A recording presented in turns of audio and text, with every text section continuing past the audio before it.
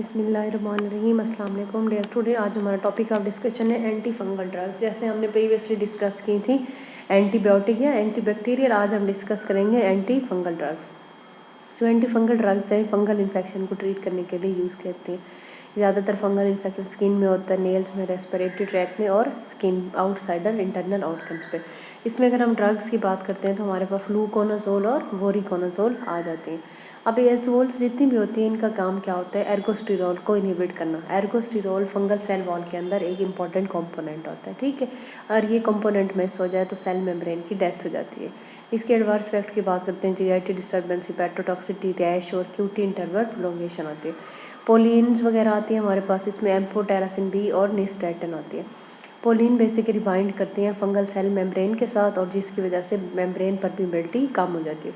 अगर हम adverse effect की बात करते हैं, नेफ्रोटॉक्सिसिटी होती है और इन्फ्यूजन रिलेटेड रिएक्शंस आते हैं और इलेक्ट्रोलाइट डिस्टर्बेंस आते हैं। उसके बाद हमारे पास आ जाती हैं एकिनोकेंडेंस। ये क्या ड्रग्स होती हैं जिसमें कैस्पोफ्यूंगेन, मीकाफ्यूंगेन वगैरह आ जाते हैं। इनका मैकेनिज्म क्या होता है, जो बेसिकली ग्लूकन्स होते हैं जो फंगल सेल वॉल में पाए जाते हैं, वो एसेंशियल कंपोनेंट है, उसको जाके डैमेज करती हैं और डेथ हो जाती है। इनके साइड इफेक्ट में जीआईटी डिस्टर्बेंस और लीवर एंजाइम एलिवेट कर जाते हैं।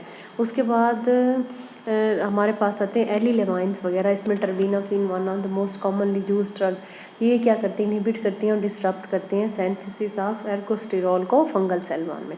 इसमें जीआईटी डिस्टर्बेंस, हेडेक और टेस्ट डिस्टर्बेंस आते हैं।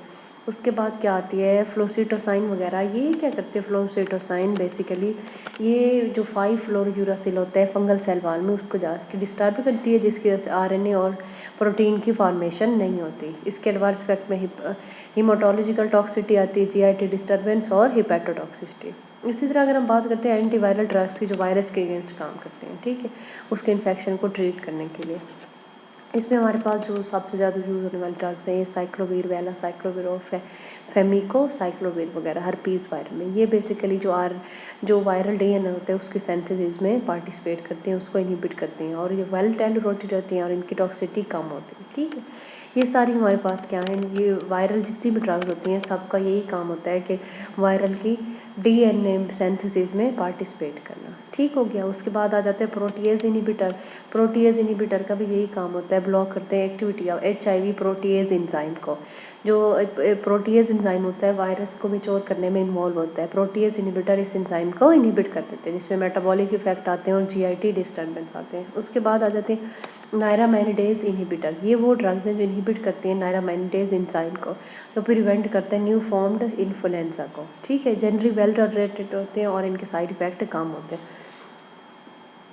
अगर हम इसमें फियन इनहिबिटर किसकी बात करते हैं तो उसमें हमारे पास क्या मैकेनिज्म होता है, बाइंड करती हैं वायरल प्रोटीन के साथ और प्रिवेंट करती हैं वायरल सेलुलर मेम्ब्रेन को। इंजेक्शन साइट पे साइड इफ़ेक्ट आते हैं। लास्ट पे हमारे पास आ जाते हैं पोलीमरेज इनहिबिटर्स। ये वो ड्रग्स हैं जो बेसिकली आरएनए पोलीमरेज फार्मेशन में इन्वॉल्व होते हैं। इनके भी साइड इफ़ेक्ट कम होते हैं, ज़्यादातर ये वेल टॉलरेटेड होते हैं।